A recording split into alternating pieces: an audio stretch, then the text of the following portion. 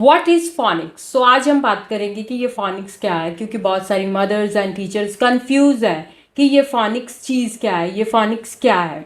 सबसे पहले कि ये मैं आप लोगों को बताना चाहती हूँ कि ये फोनिक्स है वो साइंटिफिकली एक प्रूवन, जो कह सकते एक मेथड है जिससे जो बच्चे को इजीली वो जो किसी भी वर्ड को रीड कर सकता है और राइट कर सकता है इंडिपेंडेंटली। उसे किसी की ज़रूरत नहीं पड़ती। जगह अगर आपके बच्चे को ये रूल अगर कोई सिखा दे, आपको फोनिक्स की सिखा दे आपके बच्चे को, तो उसे किसी पे डिपेंड होने की ज़रूरत नहीं है। ये एक बहुत इजी वे है। और सेकंड, इसमें बच्चे को कोई भी वर्ड जो है उसे क्रैम करने की ज़रूरत नहीं है, याद रखने की ज़रूरत नहीं है, उसे रिमेंबर रखना है। सिर्फ रूल्स उसको अगर पता होंगे तो वो ईजिली जो है किसी भी वर्ड को बना सकता है, लिख सकता है और रीड कर सकता है। थर्ड वन इज़ कि इसमें हमें जो अगर बच्चे को ये फोनिक्स की अगर राइट साउंड पता होगी तो वो उस वर्ड को जो है करेक्टली प्रोनाउंसिएट कर सकता है। सबसे मेन कि हम देखते हैं कि बच्चे को प्रॉब्लम आती है, कोई वर्ड आता है उसकी प्रोनाउंसिएशन ही वो नहीं सही बोल पाते। वो क्यों नहीं? क्योंकि उसे उसकी राइट साउंड ही नहीं पता, तो वो कैसे उसकी राइट प्रोनाउंसिएशन बताएगा।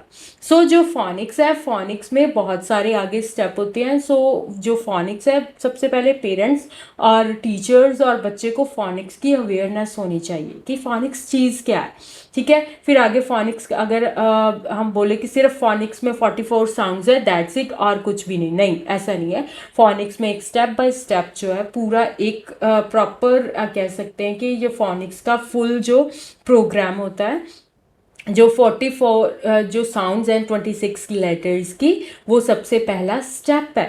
ठीक है, वो फर्स्ट स्टेप है। हमें जो है बच्चे को सबसे पहले हमें जो फोनिक्स के लेटर्स हैं उनके फोनिक्स साउंड पता होनी चाहिए। उसके बाद उनकी फैमिलीज होती हैं। सबसे पहले हमें बच्चे को ये क्लियर करना चाहिए कि कौन सा इसका, अगर सपोज करें फॉर इंस्टेंस कि ए है, ठीक है, ए का नाम क्या है? ए, और इसकी साउंड क्या है? ए। और इसमें सबसे पहले अगर आप किसी से भी सीख रहे हैं तो सबसे पहले उनको ये इसकी जो ए है उसकी राइट पोजीशन क्या होगी। अगर बच्चा बोल रहा है वर्ड, वो कैसे बोलना है, कैसे माउथ की जो राइट पोजीशन कैसे होनी चाहिए। ठीक है, ये चीज़ बच्चे को पता होनी चाहिए। एंड सेकंड वन कि अगर बच्चे को लेटर्स है, नाम क्या है लेटर का और उसकी साउंड क्या है, वो सबसे सेकंड जो स्टेप होगा। थर्ड वन, ये चीज़ आप बच्चे को क्लियर होनी चाहिए कि कौन से कंसोनेंट्स हैं और कौन से वॉवल्स हैं, क्योंकि आगे आने वाले स्टेप में आपके बच्चे को वॉवल्स और कंसोनेंट में अगर फ़र्क पता होगा कि कौन से वॉवल्स हैं कौन से कंसोनेंट है, वो इजी हो जाएगा उससे और भी ज़्यादा। ठीक है, ये चीज़ें जो फोनिक्स स्टार्ट करने से पहले कुछ स्टेप जो बच्चे को पहले पता होने चाहिए। पहले सबसे पहले उसे नाम का पता होना चाहिए कि ठीक है, अगर ये ए है, इसका नाम ए है, बट इसकी साउंड क्या है? ए। ठीक है, अगर वर्ड ब है, ब की साउंड ब क्या है? बी। बी जो है वो लेटर का नाम है और ब वो साउंड है। और इस टाइम पे जब मैं ये वर्ड लेटर बोल रही हूँ तो उस टाइम पे मेरा फेस है, जो माउथ की पोजीशन है वो क्या है? ब। ब।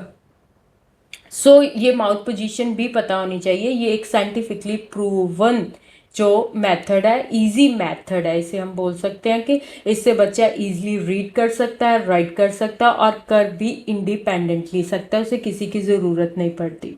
ये फोनिक्स अगर आपको कोई बोल रहा है कि सिर्फ साउंड्स है, नहीं, इसमें ओनली साउंड्स नहीं होती, इसमें आगे फर्दर स्टेप्स है। वॉवल्स और उनकी वॉवल्स है, उनकी फैमिली है, वॉवल्स